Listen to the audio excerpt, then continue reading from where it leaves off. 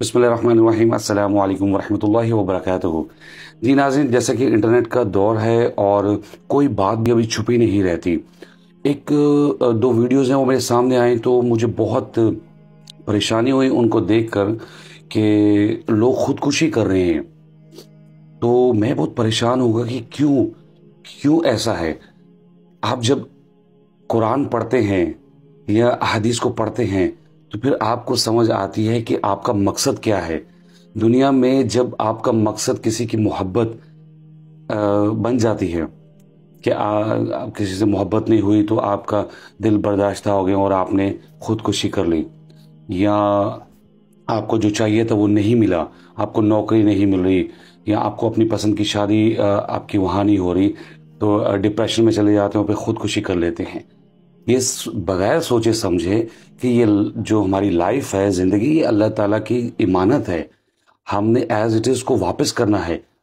جیسا کہ حدیث میں آتا ہے کہ جو شخص خودکشی کرے گا اور جس چیز کے ساتھ وہ خودکشی کرے گا، جس اعلیٰ انسٹرومنٹ کے ساتھ، قیامت والے دن اور پھر اس کے بعد وہ اسی انسٹرومنٹ سے اپنے آپ کو اسی طرح مارتا رہے گا جس کے ساتھ اس نے زندگی میں خودکشی کی تھی۔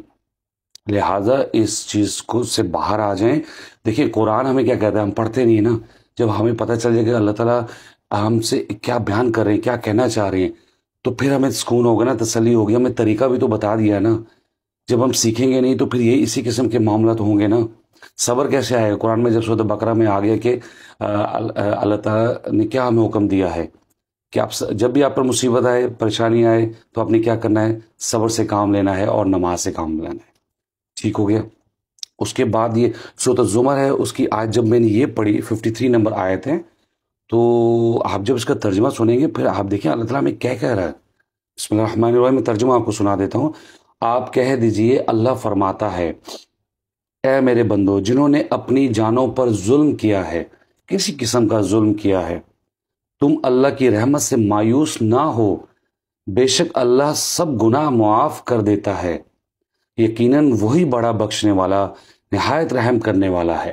اگر آپ سے کوئی گناہ ہو گئے ہیں تو اللہ تعالیٰ اس آیت سے ہمیں بتانا چاہ رہا ہے کہ جو کچھ بھی تم نے کیا ہے، جو کچھ بھی تم سے ہوا ہے، جو بھی غلطی ہوئی ہے، تم مایوس مت ہو اللہ کی رحمت سے۔ اللہ تعالیٰ سب گناہوں کو معاف کر دیتا ہے، بشرطے آپ نے شرک نہ کیا ہو۔ اس کے علاوہ کسی قسم کا بھی کوئی گناہ ہے، آپ کی آنکھیں بند ہونے سے پہلے اگر آپ نے توبہ کی تو اللہ تعالیٰ معاف کر دے گا، اگر شرک ہوا تو وہ معاف نہیں